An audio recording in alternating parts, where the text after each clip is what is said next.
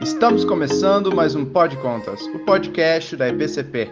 Para mais conteúdo sobre gestão pública, finanças públicas, prestação de contas e outros temas relevantes, nos acompanhe pelas redes sociais, no Instagram em @epcp.tcesp e no YouTube, no canal da Escola Paulista de Contas Públicas. Até lá!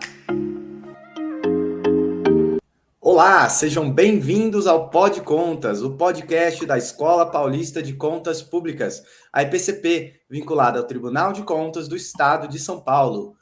Hoje, nós vamos debater o artigo O Planejamento de Contratações Relativas a Resíduos Sólidos à luz da nova Lei de Licitações, de Silvia Ascensão Guedes Galardo. A Silvia, ela é engenheira civil com mestrado em edificações, sendo ambos pela Unicamp. Ela tem pós em infraestrutura urbana na Federal de São Carlos e pós em desenvolvimento gerencial pela FGV. A Silvia atua no Tribunal de Contas do Estado de São Paulo há 12 anos, onde ela é agente da fiscalização.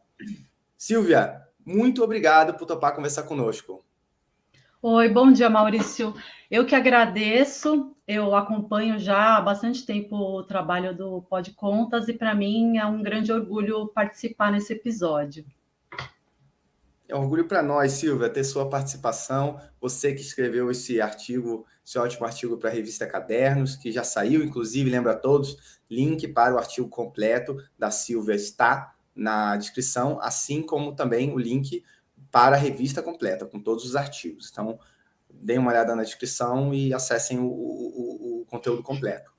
Mas, Silvia, então vamos lá debater o artigo, que é um tema super atual, né? São dois temas, aliás, liga dois temas super atuais, né? A nova lei de licitações e também a questão do manejo de resíduos sólidos, que é algo que é importantíssimo quando a gente fala em sustentabilidade e desenvolvimento sustentável, e também algo que envolve diretamente o papel do Estado, né? Muitas vezes, quando se fala em sustentabilidade, as empresas falam muito, né? Essa coisa está na moda, é ESG das empresas, as empresas querem ser sustentáveis e tal, mas é claro que os governos, né? Tanto a União, estados e municípios também têm seu papel aí, e esse é um serviço público essencial para a população, que é a coleta de resíduos sólidos e o manejo de resíduos sólidos. E aí eu queria te perguntar, Silvia, para a gente entrar no assunto do artigo, para introduzir o impacto da nova lei nesse manejo de resíduos sólidos. Quais foram, então, as principais mudanças trazidas pela nova lei de licitações, a Lei 14.133, que impactaram o planejamento das contratações relacionadas ao manejo de resíduos sólidos? Pois não, Maurício, vamos lá. De início, é bom a gente ressaltar a importância que foi dada ao planejamento na nova lei, né? Não que a Lei 8666 não tivesse seguido também nesse caminho, né? O planejamento surge em diversos tópicos ali, diversos artigos, mas agora a gente percebe um direcionamento e uma orientação por parte da nova lei para que o planejamento se efetive em etapas que são subsequentes e são complementares, né?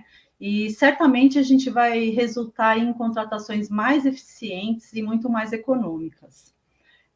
A gente sabe que se a obrigação do planejamento é trazida para dentro do texto legal, fica muito mais fácil de ser incorporado ao dia a dia da administração, do que quando depende ainda de outros referenciais técnicos de contratação que precisam ser aí consultados pelos municípios.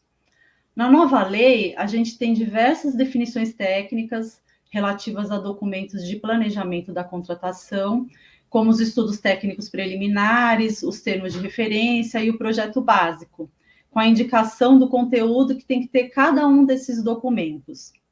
Então, para os estudos técnicos preliminares, por exemplo, a gente tem a cobrança para que fique registrado o problema que precisa ser resolvido, a melhor solução do ponto de vista técnico, econômico e ambiental, e, de certa forma, isso orienta os gestores e os profissionais que elaboram o pacote técnico da licitação sobre como devem proceder. Então, são orientações importantes e que estão muito mais claras agora no texto da nova lei. E essas referências, né, para a administração são importantes porque a gente deve considerar que atualmente a gente tem uma situação bastante precária de algumas prefeituras, principalmente as de menor estrutura, em relação a quadros técnicos, né, especialmente de engenharia. E, como a gente sabe, a maioria dos municípios não possui uma quantidade suficiente de profissionais habilitados, né, que estejam aptos ali a planejar esses serviços, essas contratações. E mesmo quando há contratação de terceiros para desenvolver esse planejamento, esses projetos, a prefeitura não tem um quadro de profissionais com capacidade de analisar esse objeto que ela está recebendo. E aí, muitas vezes, essas falhas de planejamento ou falhas nos projetos, nos termos de referência, acabam se evidenciando só durante a contratação, né? Quando surge ali a necessidade dos aditivos de prazo e de valor, que é mais uma coisa que a nova lei de licitações está tentando evitar. Então, você vê que é importante que isso seja considerado pelos gestores, porque são contratações de milhões de reais, né? Algumas prefeituras preferem economizar não contratando boas empresas para o desenvolvimento dos projetos e dos orçamentos, mas no final o custo acaba sendo muito maior para os cofres públicos, né? Além dessas definições relativas aos projetos, há também importantes definições relativas ao orçamento dos serviços, que ele surge de forma bem mais detalhada na nova lei em relação ao que a gente tinha na 8666. Então, ficou bastante clara a correlação entre a maturidade do orçamento e a maturidade do planejamento da contratação, porque o projeto e o orçamento andam lado a lado, né? Conforme vão se definindo as especificações de como os serviços devem ser feitos, fica possível também elaborar orçamentos cada vez mais detalhados.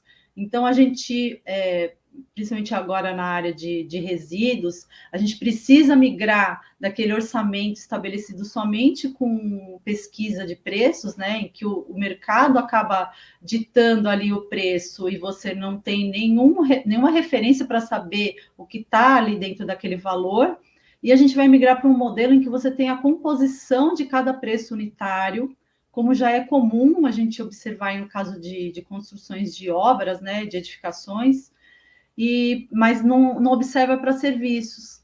Então, agora, pela nova lei, a gente vê uma cobrança maior de ter esse orçamento detalhado. Então, é possível estabelecer os custos diretos de mão de obra, de equipamento, de veículo, e o custo indireto, né, que se consolida ali na taxa do BDI, onde entram despesas financeiras, impostos, seguros e o lucro da empresa.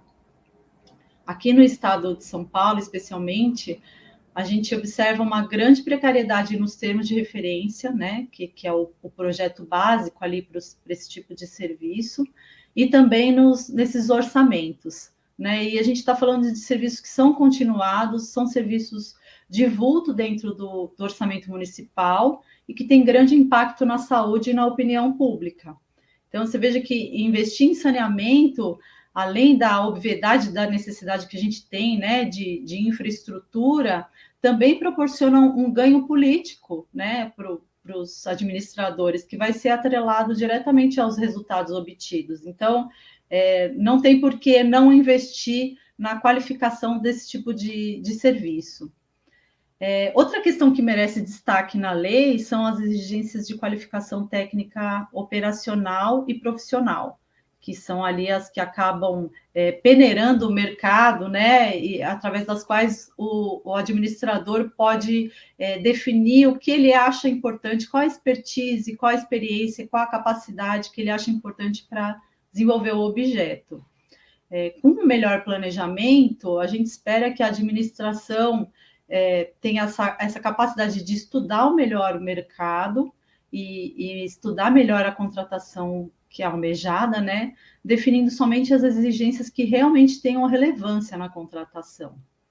A nova lei, ela trouxe um texto que, a meu ver, tem um potencial de criar um certo problema aí para a gente, nos editais, porque ela define que esses serviços exigidos na qualificação técnica, eles devem ter relevância financeira ou valor significativo na contratação.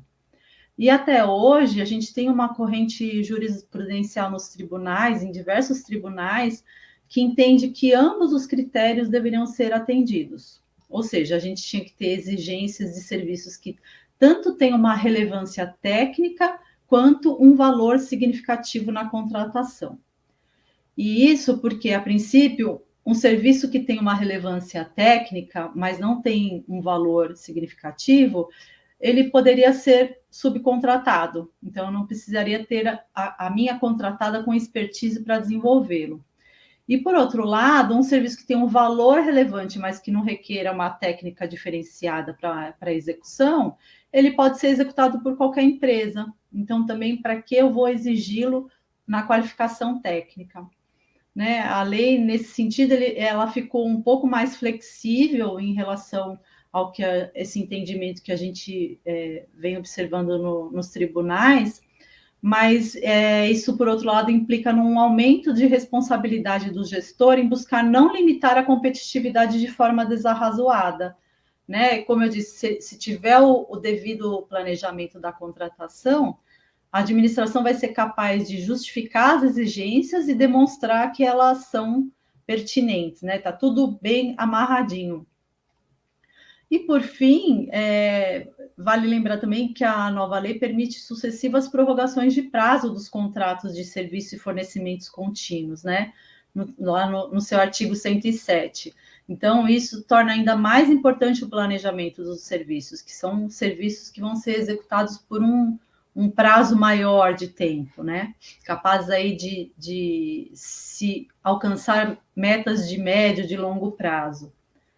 Então, eu acho que é isso. O maior impacto trazido da nova lei no planejamento desses serviços está nas exigências de etapas de projeto e orçamento mais desenvolvidos tecnicamente, na necessidade de exigências de qualificação técnica devidamente fundamentadas e nas possibilidades de se alcançar objetivos de médio e longo prazo através de contratações com esses prazos mais alongados.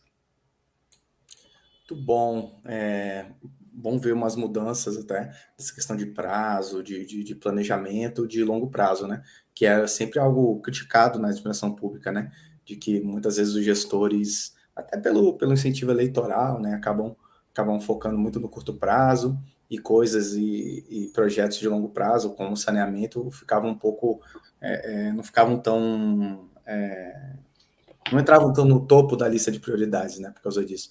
Então, acho que é importante a gente mudar um pouco essa concepção, a regulação, né? Teve também o novo marco do saneamento aí que trouxe novidades nessa área, né? Que para a gente resolver esse problema, que infelizmente é um grave problema aí para muita gente que não tem acesso, né, a saneamento e mora em lugares que acabam ficando bem degradados, né? Graças a esse tipo de problema. Mas bom ver que estão acontecendo mudanças, né? Boas mudanças nesses últimos anos. Vamos ver os impactos aí, que é a meta, né, até para 2030 a gente tá num estado já bem mais avançado, né? E nesse mesmo ponto, Silvia, tem a questão do plano municipal, né, nessa mesma linha, o plano municipal de gestão integrada de resíduos sólidos. E aí eu queria saber qual a importância, né, das contratações estarem, então, alinhadas a esse plano municipal de gestão integrada de resíduos sólidos. Eu acho assim, excelente esse seu questionamento, porque a gente não pode entender que a contratação resultou de um planejamento adequado se não houver a compatibilidade do termo de referência da contratação com o Plano Municipal de Gestão Integrada de Resíduos Sólidos.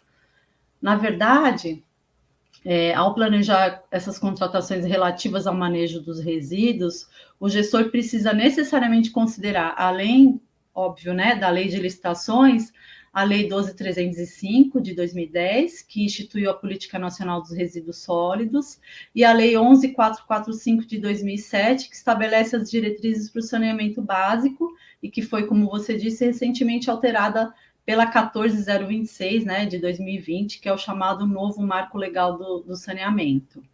A gente tem leis muito completas, são leis assim maravilhosas, né, ao que elas se propõem, e que trazem diretrizes e princípios que precisam ser observados, né, são parte fundamental do planejamento.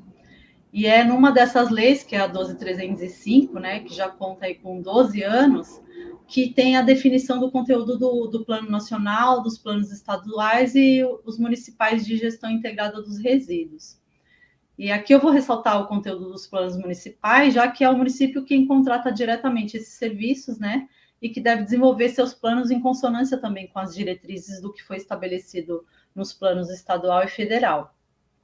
E a Política Nacional dos Resíduos Sólidos indica esse conteúdo mínimo dos planos, né? Tem ali basicamente um roteiro do conteúdo que tem que ter esse plano. E a partir do plano que vai ser estabelecido todo o planejamento da contratação.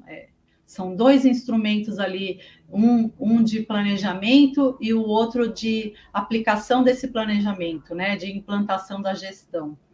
Então, o plano deve ter, por exemplo, o diagnóstico da situação dos resíduos. Então, qual a composição gravimétrica, né, do resíduo? Quanto que eu tenho ali de matéria orgânica? Quanto eu tenho de plástico, de papel, de metal? E é a partir desses percentuais que eu vou definir as formas adequadas de tratamento desse resíduo. Tem a definição onde há maior ou menor produção de resíduos do município. Então, isso vai definir também para mim as minhas rotas, a periodicidade de coleta, por exemplo.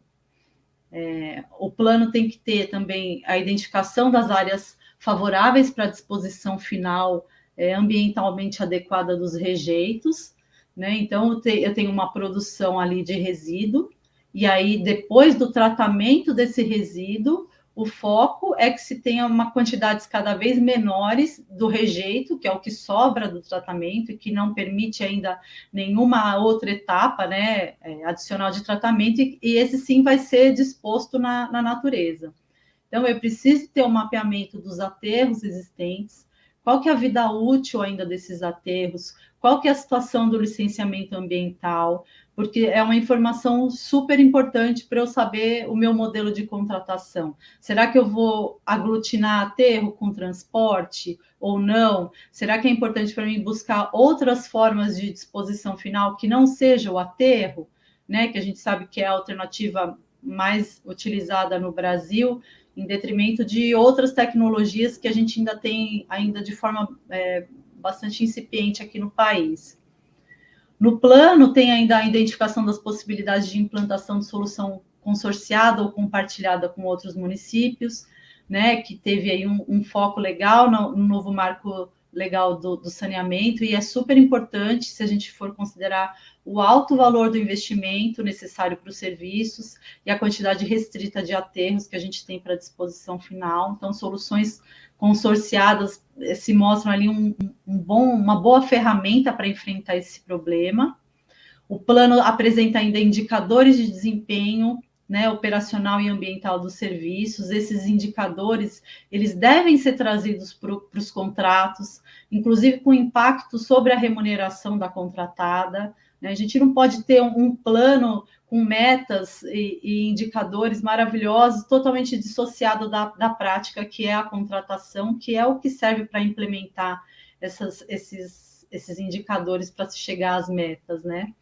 E as metas de redução, propriamente ditas, né? De redução de resíduo, de reutilização, de coleta seletiva e reciclagem, que vão orientar também como eu vou fazer essas contratações, né? Como aumentar a coleta seletiva, como aumentar a reciclagem. Então, você vê que nos planos que você tem todo um estudo aprofundado do assunto, né? Que vai desde o diagnóstico até os arranjos de contratação, definição das metas. E não tem como uma contratação de coleta e destinação de resíduos sólidos, por exemplo, com prazos aí superiores a 5 anos, não considerar o que foi definido no plano. E também não tem, eu acho que, como a gente aceitar, assim, nessa altura, né, 12 anos depois da edição da lei, que os municípios ainda não têm um plano de gestão de resíduos que seja completo e atualizado, né? Por mais que aí muitos planos precisem dessa atualização por conta do novo marco legal, que é relativamente recente, né, de 2020. O plano vai definir as metas e o contrato vai ser um instrumento para atingir essas metas, né? Por exemplo, para meta de combate de descarte ilegal de resíduos da construção civil e reaproveitamento, o contrato pode determinar a implantação de postos de recebimento voluntário, elaborar campanhas de conscientização, reciclar o material. Então, o contrato tem que resultar desse plano. Eu acho que as contratações realizadas à margem do plano, elas evidenciam ou que o plano foi elaborado somente para cumprir uma determinação legal, né? Então, é só mais um documento que foi elaborado e que não é efetivamente um instrumento de gestão, ou evidencia que a contratação está realmente descumprindo o que está na nova lei de licitações, né? Porque o planejamento é um dos princípios básicos. O município não vai deixar de contratar esses serviços por não ter o plano, ou por ter um plano desatualizado, né? Porque são serviços que não comportam uma solução de continuidade. Mas considerando o tempo em que esse assunto vem sendo discutido, a importância dessa matéria, eu acho que a gente não tem desculpas para não ter um documento estruturado e atualizado e que pode servir de referência para as contratações. Ótimo, porque a gente sempre fala aqui no tribunal, né, da importância do planejamento, né? E como planejar é essencial para conseguir entregar os serviços. E realmente acaba, em muitos órgãos, né, em muitos entes, acaba faltando um planejamento adequado, o que impacta a entrega, né? Você acaba tendo sobreposições ou incompatibilidades, né, na hora de executar o que precisa ser executado. Então, realmente, eu acho que trazer essa importância do planejamento e compatibilizar todos os investimentos, todas as iniciativas é realmente algo bastante importante. Agora, tem um outro ponto também que é essencial quando nós falamos aí de resíduos sólidos, de sustentabilidade, que são a operação dos aterros sanitários, né? E em relação a isso, o artigo aponta que se você trouxer muitas exigências no edital, você pode limitar a competitividade, né? Isso, acho que isso vale para muitas áreas, né? Mas acho que nessa área é um pouco mais ainda relevante, né? Ou seja, se você coloca muita exigência, você diminui, obviamente, o número de empresas, por exemplo, que podem cumprir aquelas exigências e pode dificultar a competição. Então, eu queria ouvir de você, Silvia, sobre essas limitações e sobre um pouco sobre o impacto dessas questões na competitividade e também como a formação de consórcios, né, ou também a subcontratação pode ser utilizada na licitação desse serviço. Pois não, Maurício. Eu acho assim, elaboração de edital é uma tarefa bastante ingrata, né?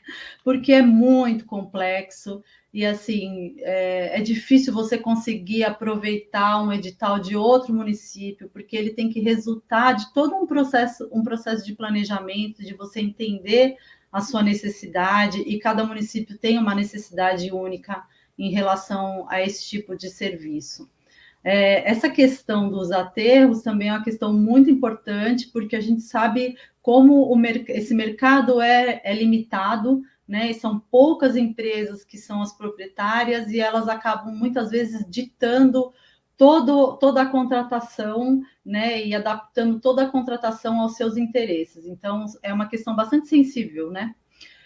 Na maior parte das contratações, normalmente não tem a previsão da operação do aterro em si, né? Ou seja, a prefeitura não está preocupada em como vai ser feita a disposição dos resíduos em relação a aspectos operacionais. Ela contrata um preço fechado por tonelada para aqueles resíduos, né, ou os rejeitos serem dispostos no determinado aterro.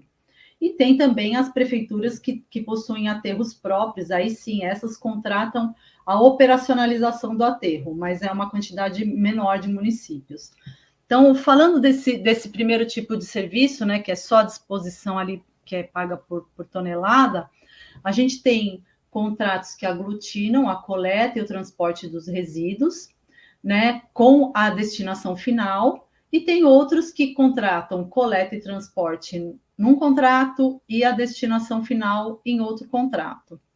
Quando você tem só coleta e transporte, a gente observa uma quantidade muito maior de empresas, né, que tem essa capacidade de atender o objeto, porque o que é requerido são os caminhões, as equipes treinadas e a infraestrutura para essa manutenção.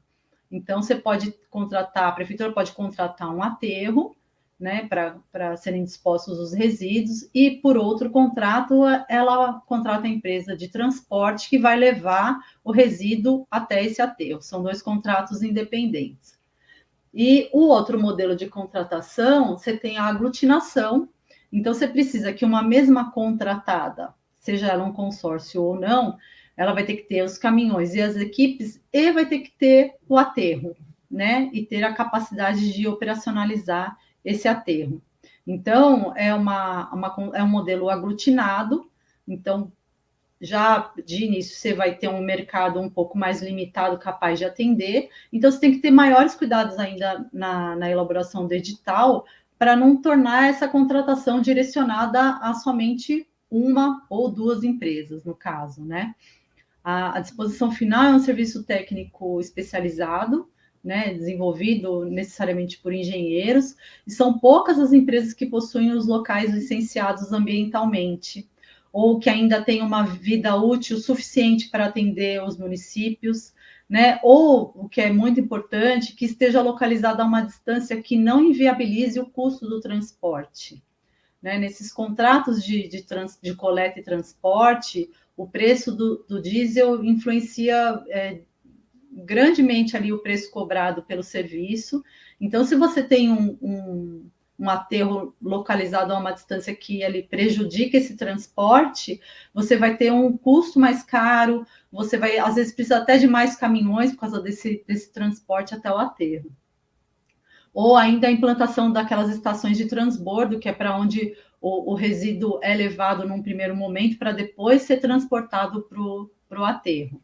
Né? Então, são muitos arranjos, assim, e é um serviço que um contrato impacta no valor de outro contrato. Né? O valor do transporte é impactado pela distância do aterro. Então, realmente precisa de um planejamento, um mapeamento da região.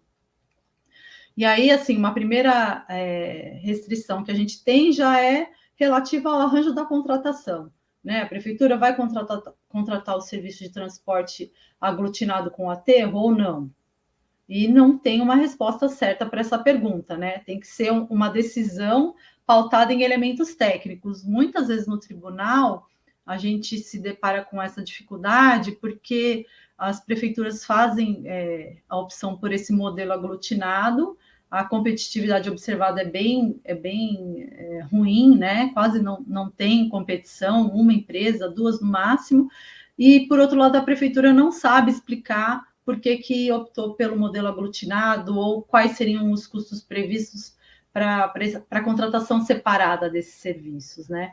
Então, fica difícil de aceitar de início a decisão, porque ela não é pautada em estudos preliminares, que é o que indica a nova lei, né? Tem que ter um planejamento que começa lá nos estudos técnicos, onde você vai ver todas as alternativas técnicas, econômicas e ambientais e vai comparar todas elas, né?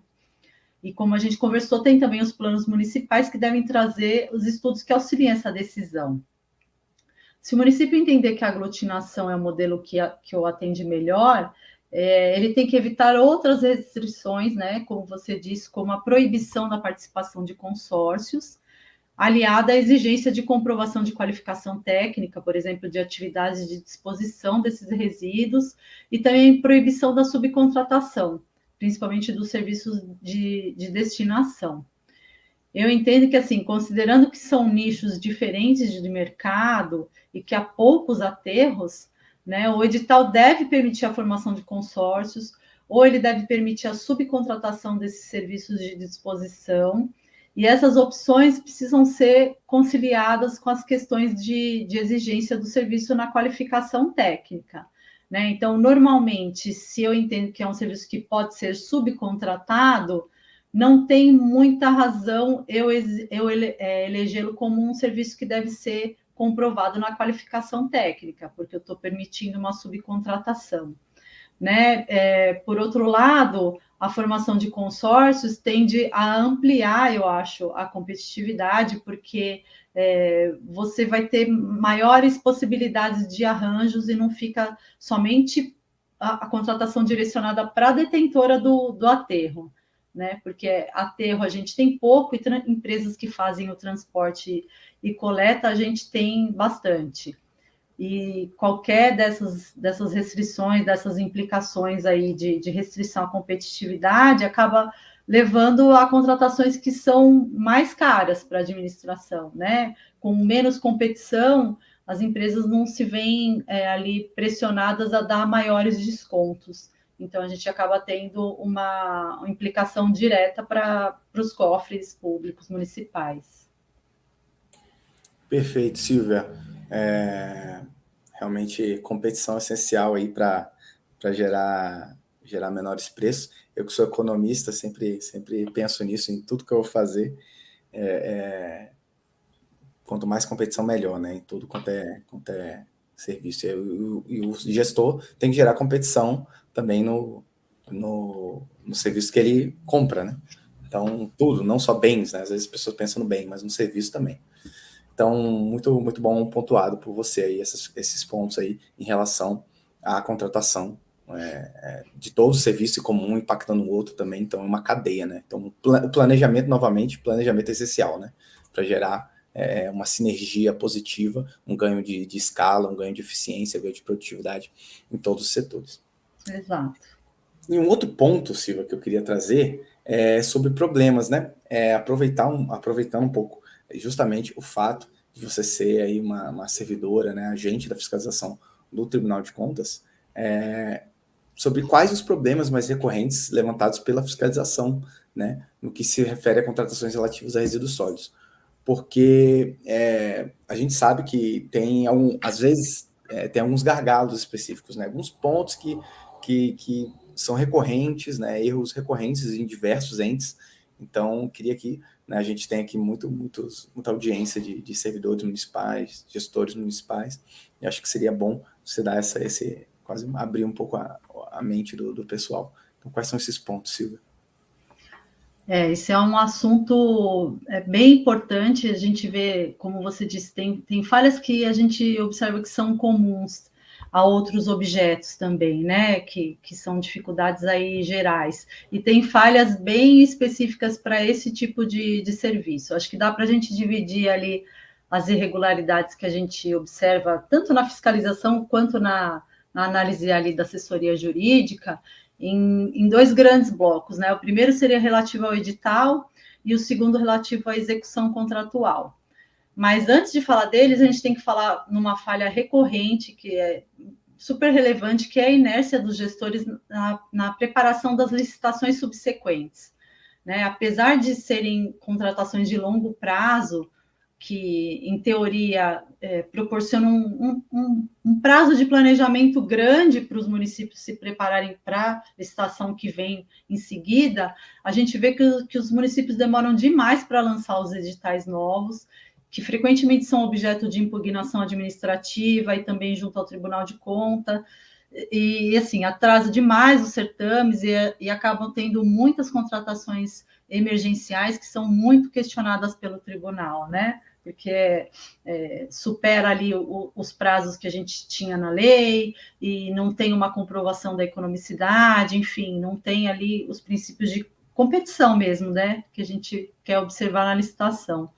E muitas dessas impugnações, às vezes, nem tem muito fundamento, ou acabam questionando pequenas formalidades, que você vê que o intuito é realmente postergar as novas contratações. Tem representação que é feita pela própria empresa, que é a contratada atual, que tem interesse que esse contrato se arraste aí por mais alguns meses, às vezes até anos, né? E como são contratações que são bem complexas e de longo prazo, então o primeiro ponto ali é a atenção para o cumprimento dessa legislação, observação da jurisprudência dos tribunais, né, evitando assim também que tenham pontos ali de questionamento pelas empresas, e lançar o edital com uma certa folga para evitar essas paralisações, né, e essas contratações emergenciais. Aí, especificamente com relação ao edital, a gente tem alguns problemas que são comuns, assim, que observa bastante nessa área de resíduos. Tem a aglutinação indevida de serviços que requerem diferentes expertises, né? Então, como esse que a gente acabou de citar aí, da aglutinação do aterro com o transporte, sem que tenha uma justificativa técnica para isso. né? Ou a gente tinha, agora talvez nem tenha mais tantos casos, mas da aglutinação de serviço relativo a serviço resíduo de saúde com resíduo sólido urbano, já é uma questão aí que os municípios já estão mais atentos e não têm feito esse tipo de contratação, mas tem bastante ainda resíduo da construção civil junto com resíduo sólido urbano, né? Sem que fique evidenciado que precisa aglutinar esse tipo de serviço. Então, como eu falei, tudo acaba dependendo de como também vem essa justificativa técnica, né? Acho que talvez diferente do que se espera de uma leitura mais fria da lei, na área de engenharia, eu poderia te dizer que cabem diversos arranjos, né? Não tem uma questão que você fala assim, isso aqui não pode fazer, isso aqui é proibido fazer, né? Desde que tenha uma justificativa técnica, né, adequada, os arranjos podem ser aceitos. É que muitas vezes a gente vê que faltou ali planejamento e fundamentação mesmo. Outra questão é a incompatibilidade ou falta de correlação com os planos municipais, que a gente já comentou hoje. A ausência de dimensionamento ou problema no dimensionamento dos serviços.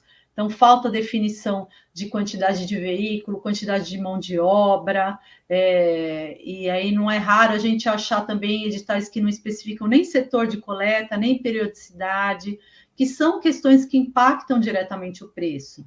Então, se você quer comparar propostas numa licitação do tipo menor preço, você precisa ter propostas que considerem a mesma execução do serviço, né? Você não pode comparar preço, sendo que uma empresa vai fazer a coleta 3 vezes por semana em determinado setor e a outra vai fazer 2 vezes, porque aí você está medindo serviços de qualidade diferente, então não dá para considerar uma comparação direta do preço.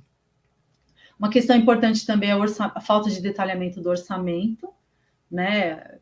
A gente vê muitos casos de pesquisa elaborada somente com consulta ao mercado, é um mercado limitado, é um mercado fechado, é um mercado muitas vezes combinado, né? E você pegar esse preço fornecido pelo mercado e aceitar sem nenhuma base de comparação, dificulta que você comprove que o valor está adequado com o que realmente é o custo do serviço. Né? E essa obrigação de comprovar qual é o custo do serviço, por que eu contratei a determinado preço final, é uma obrigação do gestor, não é uma obrigação do Tribunal de Contas. Né? Nós estamos aqui para orientar a administração e para fiscalizar e para analisar as contratações da administração. Né? A gente não vai dizer aqui quanto custa o serviço, a gente vai ver se a administração aferiu esse custo de forma adequada. Outra questão, as exigências de qualificação técnica, né? Como eu disse, que atrelada aí às possibilidades de participação de consórcio ou de subcontratação, precisam ser devidamente justificadas e dentro de limites de quantitativos frente o que vai ser contratado. Você não pode exigir também um objeto de mesma dimensão do que você pretende contratar. A exigência de visita técnica, sem a possibilidade de apresentação de uma declaração de conhecimento do local, principalmente esse tipo de objeto em que você vai ter execução no município todo. Se você não define que a visita técnica é para conhecer uma estação de transbordo ou para conhecer um ponto específico onde vai ter coleta de difícil acesso, não faz muita questão você pedir uma visita técnica para o cara fazer o quê? Ele vai chegar lá e vai visitar todo o município? Ele vai percorrer todas as ruas?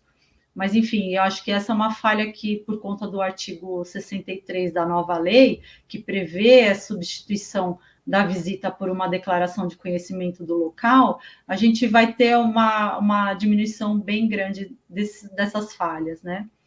E tem também fixação de índices econômico-financeiros para a qualificação econômica, que às vezes não guardam pertinência com o ramo de atividade da empresa licitante. Então, é uma questão que aparece bastante. Com relação ao acompanhamento, aí é um pouco mais triste o quadro, porque o que a gente observa é que simplesmente esse acompanhamento não acontece.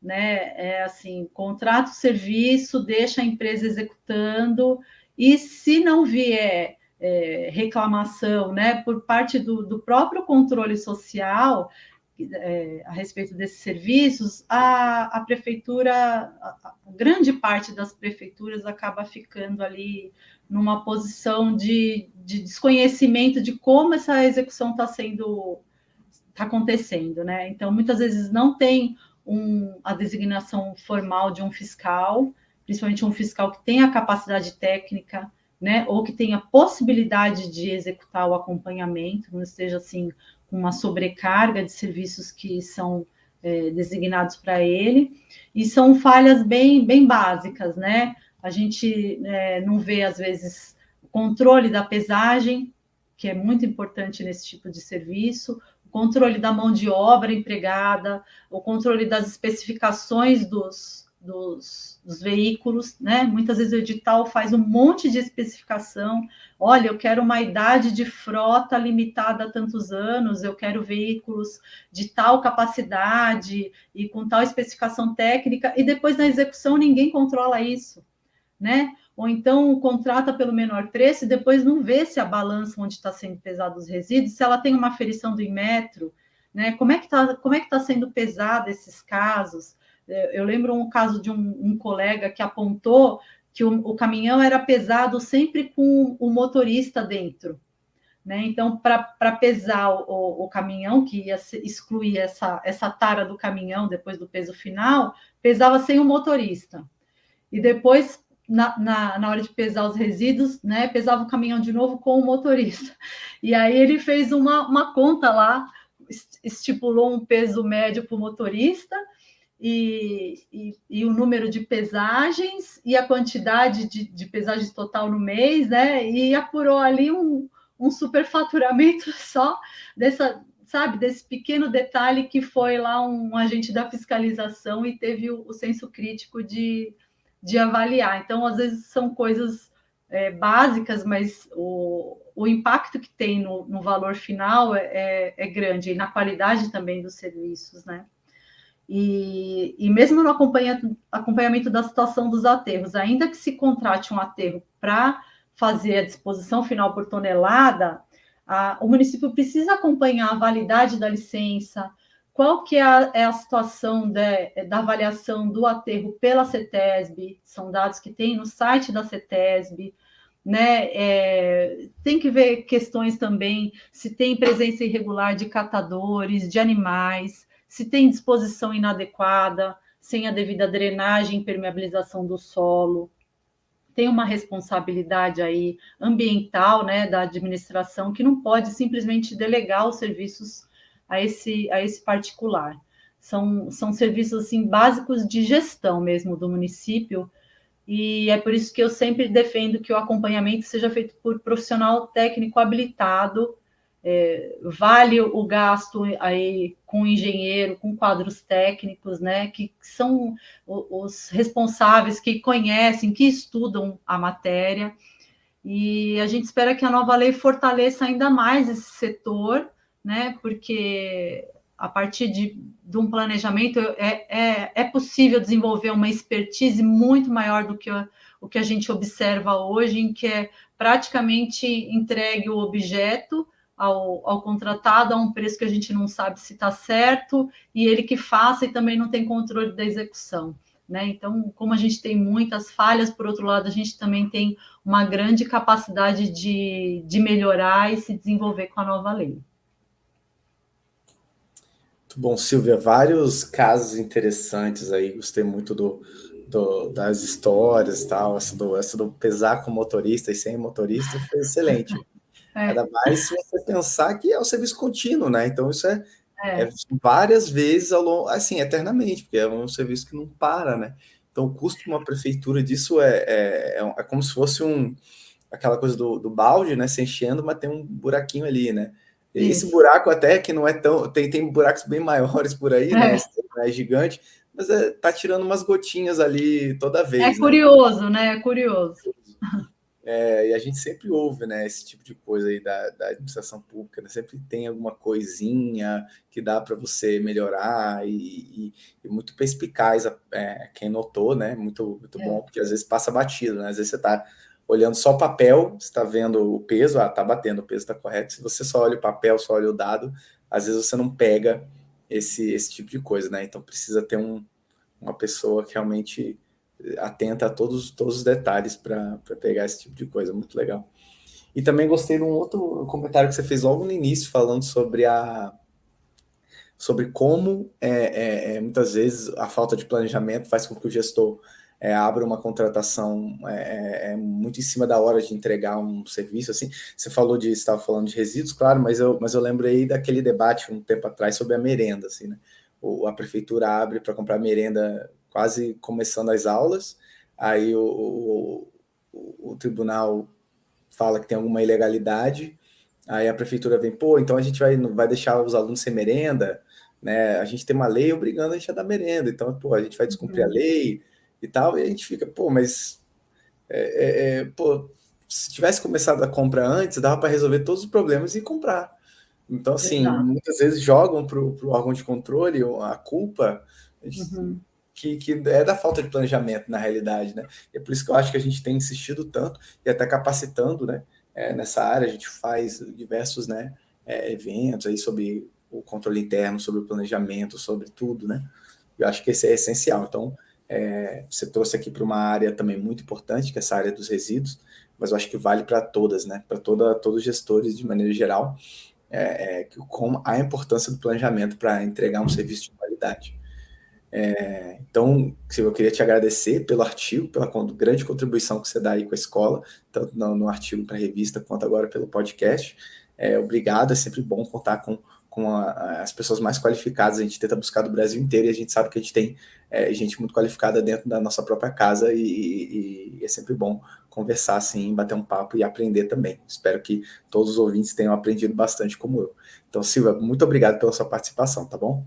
Obrigada a você, Maurício. Você é uma pessoa que sempre engrandece aí todos os episódios.